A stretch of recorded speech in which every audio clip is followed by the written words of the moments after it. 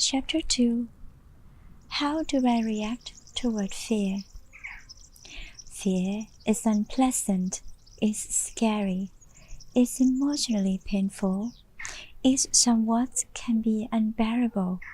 Hence, consciously or not, we tend to react in it in such a way that we bypass the confrontation and facing it straight on. And this results in certain reactions, decisions, and directions that we make and take that may seem to save us at times, but deep down you know you are taking with you what you are running away from. So, beautiful, ask yourself, how do I react toward fear? For I know I fear, so I handle it. I handle it by doing anything and everything possible to control. Or I shut down and pretend to myself that it's not there. Or I refuse to accept it, so I keep on resisting it at all costs. Or I know it's there, I'm not running away from, but I suppress the fear inside me and live every day with it. All that I face it from time to time, I fight with my own feelings, but I also get defeated by my own fear, time after time. How? How do you see how you handle fear, beautiful? And what does it mean, the fact that you take the action to handle it?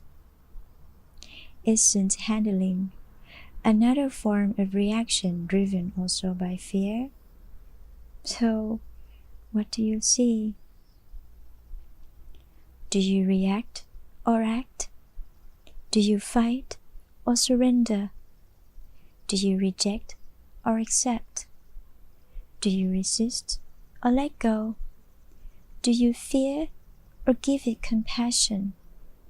And most important of all, do you realize that fear isn't really your enemy, but truly your good old honest friend? Do you feel that way? Or do you feel threatened by it?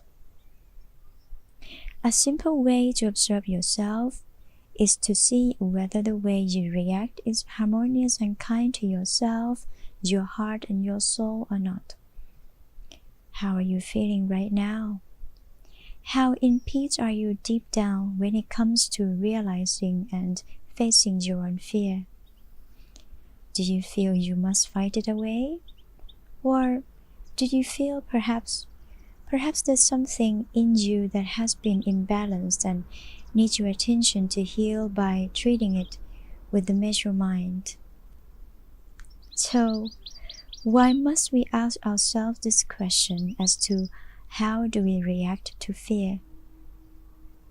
It's to bring about the awareness of self, to reconcile with past actions and reactions that you've done, to come to a self-realization of what worked and what didn't, and perhaps to also have some clarity on why.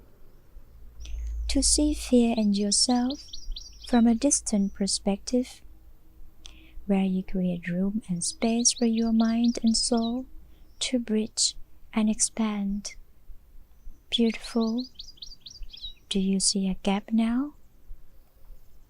By observing yourself from a higher perspective, using the eyes and the mind of your higher self to look at the situation, you instantly make room for growth. The gap is between where you see you are and where your higher self vibrates.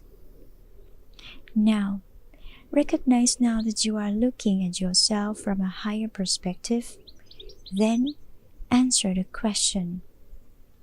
How do I react toward fear? What do you see? And what realization has been brought about now that you see yourself from the lookout? Write them down in your soul journal. Contemplate on this beautiful. Take the time to let it sink and be compassionate towards yourself. Don't judge yourself.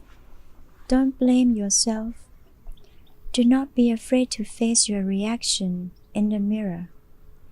We all have our shadows as human beings. There's no good nor bad, neither right or wrong. It's what it is. So, look at yourself with kindness and compassion. How do I react toward fear? What actions, decisions, and directions have I taken so far, and what results had it manifested? And what approach was I taking in those actions? Write them down, beautiful. Let yourself be heard.